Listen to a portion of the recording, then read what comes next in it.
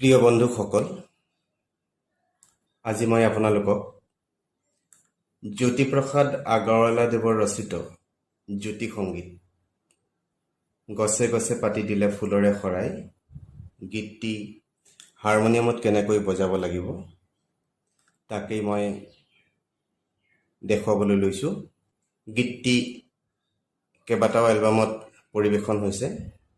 মই স্বাগত সতীৰ্থ এলবামটিত গোৱা গীতটিৰ আধাৰত আপোনালোকক দেখুৱাবলৈ লৈছোঁ। তাতে গীতটি গাইছে এফ মেজৰত। এফ মেজৰটো হ'ব এফ নোট, এ নোট আৰু চি নোট। এই তিনিটা নোট একেলগে দবালে এফ মেজৰ হ'ব। এফ, এ, চি এই তিনিটা নোট একেলগে দবালে এফ মেজৰৰ নোট কেইটা হ'ল এফ, জি, এ, ছাৰ, চি, ডি, ই, এফ। আৰু তেনেকে মই উভতি আহিম এফ, ই, ডি, চি, এ ছাৰ, এ, জি, এফ। স্বৰ হিচাপে হ'ব আৰোহত সা, ৰে, গা, মা, পা, ধা, নি, সা। আৰু অৱৰোহত হ'ব সা, নি, ধা, পা, মা, গা, ৰে, সা। এনেদৰে হ'ব। তেতিয়াহ'লে আমি আৰম্ভ কৰোঁ। মই দুই ধৰণেৰে বজাই দেখুৱাম। যিসকল একেবাৰে নশিকাৰু, আঙুলিবিলাক খৰকৈ নচলে, তেখেতলোকৰ কাৰণে অলপ সহজভাৱে মই বজাই দেখুৱাম। আৰু যিসকলৰ আঙুলি অলপ খৰকৈ চলে, তেখেতলোকৰ কাৰণে মই অকণমান বেলেগ ধৰণেৰে দেখুৱাম। এতিয়া প্ৰথমতে আমি গীতটোৰ প্ৰি মিউজিকটো, যিটো গীতটো গোৱাৰ আগতে বজোৱা হয়, সেই মিউজিকটো মই বজাই দেখুৱাব চেষ্টা কৰিছোঁ। অলপ লাহে লাহে বজাম যাতে আপোনালোকে ভালদৰে বুজি পায়। প্ৰথমতে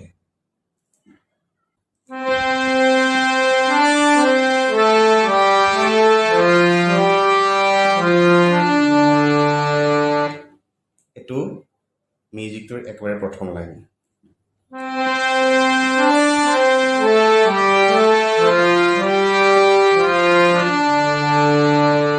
মই লাহে লাহে বজাইছোঁ যাতে আপোনালোকে ধৰিব পাৰে।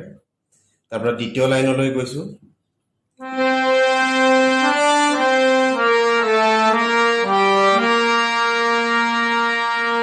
আকৌ এবাৰ চাব।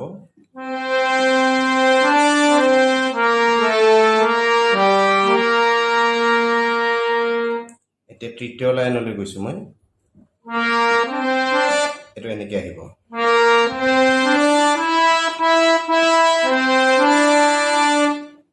আকৌ এবাৰ বজাই দিছোঁ।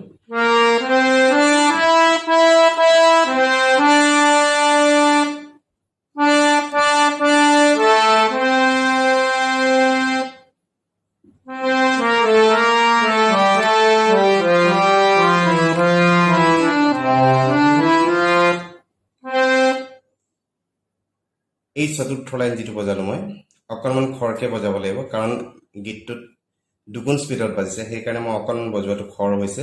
আকৌ এবাৰ চাই ল'ব আপোনালোকে।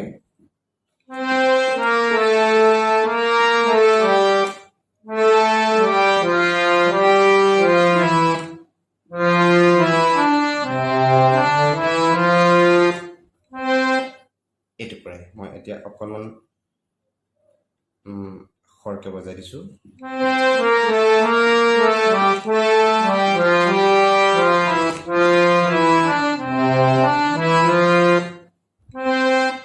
এইখিনিতে প্ৰি মিউজিকটো শেষ হৈছে। এতিয়া গীতটোলৈ যাব লাগিব। গীতটো মই দুই ধৰণেৰে বজাম। প্ৰথমতে মই সহজ ধৰণেৰে বজাই দিছোঁ।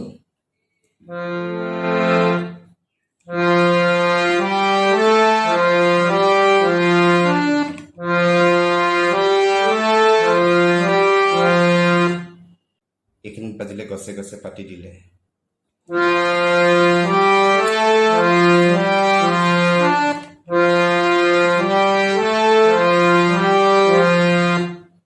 তাৰপিছত আহিব ফুলৰে শৰাই।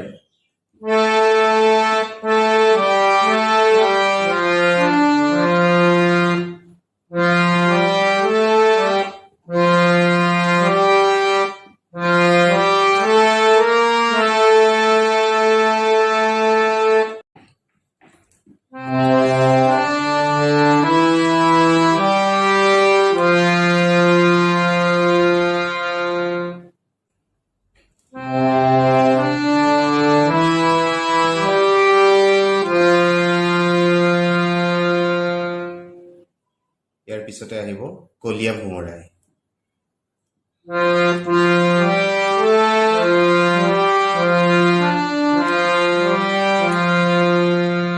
আকৌ এবাৰ চাব।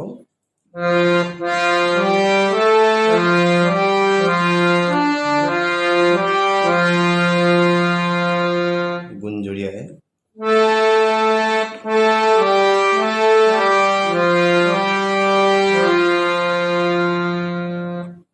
গোন্ধকে ধিয়াই।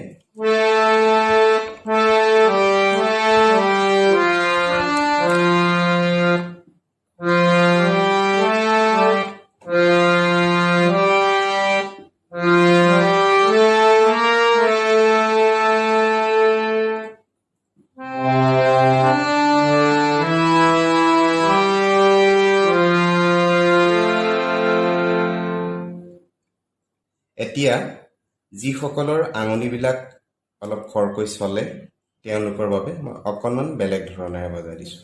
চাব।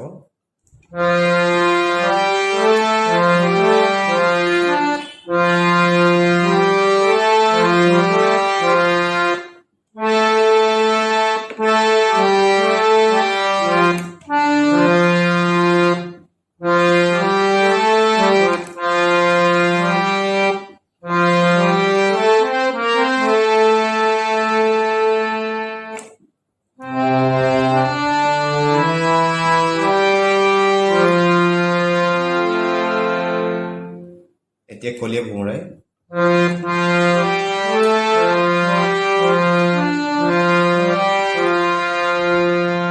গুঞ্জৰি আহে।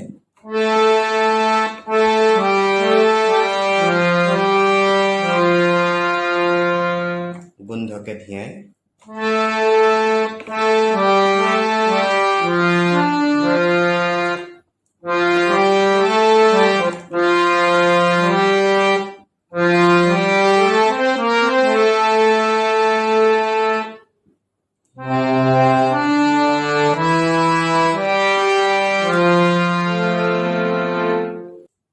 প্ৰিয় বন্ধুসকল, সাধাৰণতে আমাৰ শিকাৰুসকলৰ হাৰমনিয়াম বজোৱাৰ ক্ষেত্ৰত এই তিনিটা আঙুলি বেছি ফাংচনেল হৈ থাকে। বুঢ়া আঙুলি, তৰ্জনী আঙুলি আৰু মধ্যমা আঙুলি, আৰু আমাৰ অনামিকা আঙুলি আৰু কনিষ্ঠ আঙুলি, এই দুটাৰ অলপ জড়তা থাকে। ইমান ফাংচনেল নহয়, ইহঁতক আমি লৰচৰ কৰিবলৈ অলপ অসুবিধা হয়। হাৰমনিয়াম বজাওঁতে বা কীবোৰ্ড বজাওঁতে ইহঁত দুটাক ইউজ কৰিবলৈ অকণমান অসুবিধা হয়। তেতিয়া সেইসকলৰ কাৰণে মই এটা সৰু এক্সাৰচাইজ দি দিছোঁ, আপোনালোকে ঘৰতে কৰিব। এই এক্সাৰচাইজ দুটা কৰিলে এই আঙুলি দুটাৰ জড়তাটো যথেষ্ট পৰিমাণে নাইকিয়া হ'ব। এনেকে যিকোনো এটা স্কেল লৈ ল'ব বা 5টা আঙুলিৰ কাৰণে 5টা নোট লৈ ল'ব মই এতিয়া জিত লৈ লৈছোঁ এনেকে জিটো ল'ব পাৰে আপোনালোকে চিটো ল'ব পাৰে য'তেই নলগ লাগে 5টা আঙুলি লৈ ল'ব এনেকে লৈ ল'লে 5টা নোট লৈ ল'ব আপোনালোকে তাৰপিছত ইহঁত কেইটাক আপুনি কেনেকৈ ব্যৱহাৰ কৰিব প্ৰথমতে জিটোত বুঢ়া আঙুলিটো দিলে ডিটোত কনিষ্ঠ আঙুলিটো দিলে তাৰপৰা আকৌ জিটোত বুঢ়া আঙুলিটো দিলে চিটোত অনামিকা আঙুলিটো দিলে আকৌ জিটোত বুঢ়া আঙুলিটো দিলে বিটোত মধ্যমা আঙুলিটো দিলে আকৌ জিটোত বুঢ়া আঙুলিটো দিলে এটোত তৰ্জনী আঙুলিটো দিলে এনেদৰে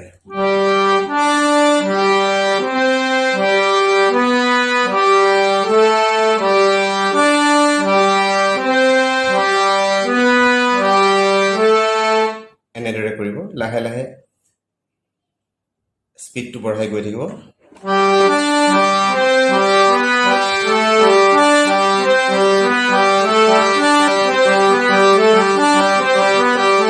এনেদৰে বঢ়াই গৈ থাকিব এই আঙুলি কেইটা বাৰে বাৰে ব্যৱহাৰ হৈ হৈ হৈ হৈ ইহঁতৰ জড়তাটো যথেষ্ট নাইকিয়া হ'ব ইয়াৰ পিছতে ইয়াৰ ওলোটাটো কৰিব ওলোটা মানে প্ৰথমতে কনিষ্ঠ আঙুলিটো দিব ইয়াতে ডিত জিত বুঢ়া আঙুলিটো দিব তাৰপিছত আকৌ কনিষ্ঠ আঙুলিটো ডিত দিব তাৰপৰা এত তৰ্জনী আঙুলিটো দিব আকৌ কনিষ্ঠ আঙুলিটো ডি দিব মধ্যমা আঙুলিটো বিত দিব আকৌ কনিষ্ঠ আঙুলিটো ডিত দিব চিত অনামিকা আঙুলি দিব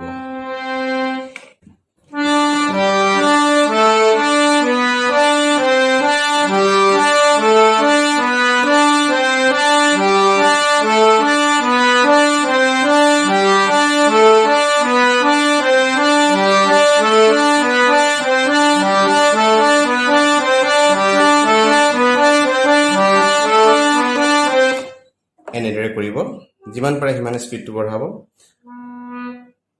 এই এক্সাৰচাইজ দুটা কৰোঁতে এই পজিশ্যনটোত এটা বিষ অনুভৱ হ'ব মানে ইহঁতৰ যিবিলাক টিচুবিলাক আছে সিহঁতৰ লাহে লাহে এক্সাৰচাইজ হ'ব আৰু এই আঙুলি দুটা ফাংচনেল হ'বলৈ আৰম্ভ কৰিব গতিকে আপোনালোকে এইটো কৰিব বজোৱাৰ ক্ষেত্ৰত যথেষ্ট সহায় হ'ব ধন্যবাদ